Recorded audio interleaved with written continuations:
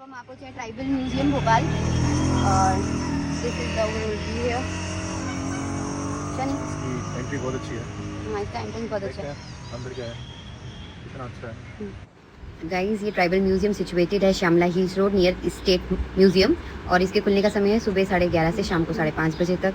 Guys, इसकी entrance को बिल्कुल बैम्बू ट्रीज के साथ डिज़ाइन किया गया है जो कि देखने में बहुत ही ब्यूटीफुल लुक देता है। इसके एंट्रेंस के राइट साइड पे पार्किंग एरिया है और फ्रंट पे हम म्यूजियम की ओर जा रहे हैं। ये सामने म्यूजियम का फ्रंट गेट है। बहुत ही शानदार लग रहा है अभी और यूनिक लग रहा है। मतलब यहाँ का एम्बियंस बिल्कुल ही अलग है। गाइस, हम लोग वेट कर रहे हैं टिकट काउंटर के खुलने का, तब तक हम करें कुछ फोटोग्राफीज आपके लिए। इसके अलावा यहाँ वीडियोग्राफी तो बिल्कुल अलाउड नहीं थी, फोटोग्राफी वॉज अलाउड। उसके लिए हमने 100 रुपीज़ पे किए। उन्होंने हमें एक कार्ड प्रोवाइड किया था जिसके बाद हम फोटोग्राफी कर सकते थे, मगर videography was strictly not allowed है बिकॉज यहाँ पे इन्होंने जो आर्ट गैलरी और कल्चर तैयार करके दिखाया है इस वुडन से, बाँस से और लकड़ी से, तो वो नहीं चाहते कि आगे कोई और भी इस तरह का सेम कॉपी करके बनाए, इसलिए वीडियोग्राफी वॉज कम्प्लीटली रिस्ट्रिक्टेड है। बट स्टिल मैंने कुछ वीडियोग्राफी कर ही ली। गाइस, इस आर्ट गैलरी और ट्राइबल म्यूजियम को डिज़ाइन किया है रेवाती कामथे ने और इसको 6 डिफरेंट थीम्स में बांटा गया है। आइए ले चलती हूँ मैं आपको।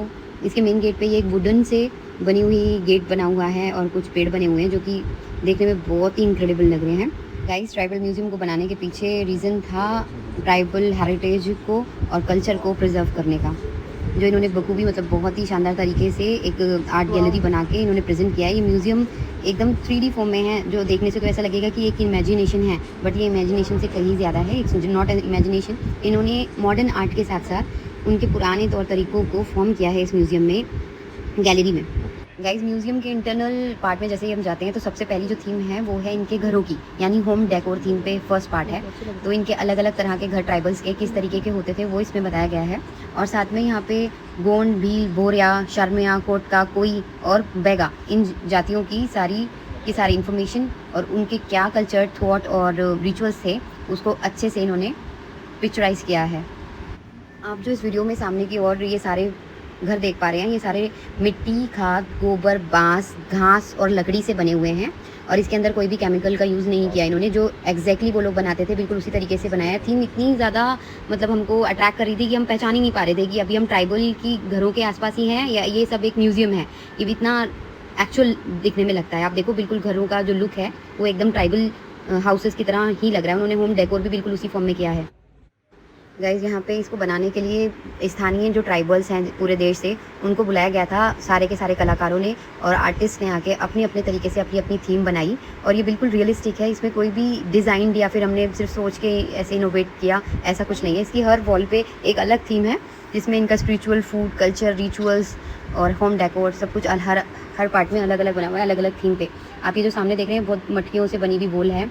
इसके अगले पार्ट में अगर हम जाएंगे तो ये इनका स्पिरिचुअल वर्ल्ड है जहाँ पे पेड़ है और ये जो जिन भगवानों को मानते थे उनकी छोटी छोटी मूर्तियाँ रखी गई हैं। और ये थीम इतना रियलिस्टिक लगता है कि लगता ही नहीं है कि ये पेंटेड है या फिर हमने सोच समझ के बनाया गया है। ये एक आदमी है जिसके ऊपर बहुत सारी, आप देखोगे उसके सर में से तारे जा रही हैं। इसका मतलब ये किस तरीके से सोचते थे। गाइस, इसमें आप मेरे पीछे एक पेड़ देखेंगे, उस पेड़ पे बहुत सारे तबले लटके हुए हैं।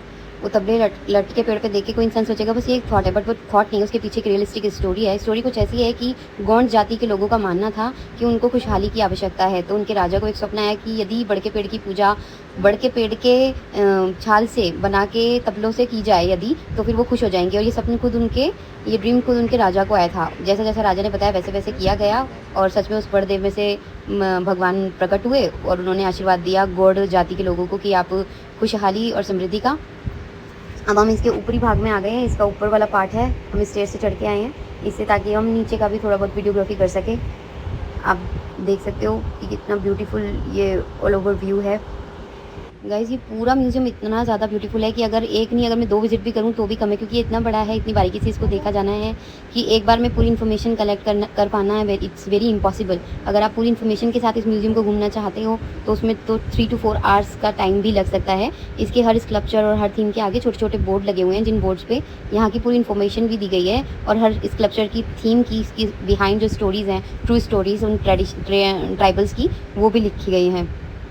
अब ये वाला जो आप थीम देख रहे हैं अमावस की रात पे वो पेड़ों की किस तरीके से पूजा करते थे इसके बारे में है। अब देखने से तो लगेगा कि ये सिर्फ एक इमेजिनेशन है, but it has a very true story behind it. ये इनके जो भी ये भाले वगैरह, त्रिशूल, जो भी चीज़ें ये यूज़ करते थे वो यहाँ पे आपको देखने को मिल सकती है। ये इनका स्पिरिचुअल वर्ल्ड है, ये इनका कल्चर है कि किस तरीके से वो डांस करते थे, कैसे उनके पास इंस्ट्रूमेंट्स थे, शादी ब्याह में वो कैसे बांस से डेकोरेशन करते थे। तो ये जो वाइट वाला पूरा थीम है ये उसी के ऊपर है कि कैसे वो मैरिजेस, फेस्टिवल्स और उनके कल्चर के लिए वो बांस से डेकोरेशन करते थे। गाइज बैक टू बैक आप एक रूम से, एक पार्ट से अगर आप निकलेंगे तो दूसरे पार्ट में आपको दूसरी थीम देखने को मिलेगी। अब ये इनके घर के अंदर की डेकोरेशन किस तरीके से करते थे, या पेड़ों को काटे बिना ही उसमें घर ये बना लेते थे। इनके घर के अंदर बाने के पेड़ से बना हुआ ये तबला कैसे ये लटकाते थे, किस तरह की इनकी घर की डेकोरेशन थी, वो सब है यहाँ।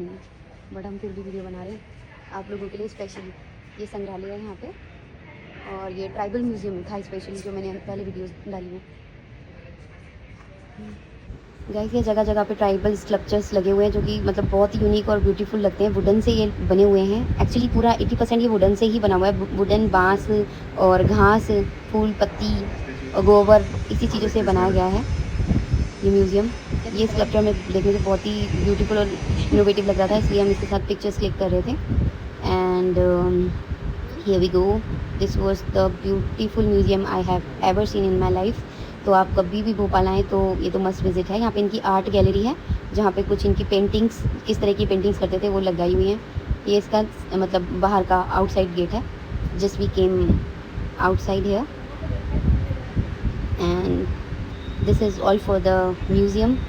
अगर आप यहाँ आते हैं तो ये तो मस्ट विजिट है, वर्थ इट है यहाँ पे आना। Thank you for watching my videos, I hope you like it.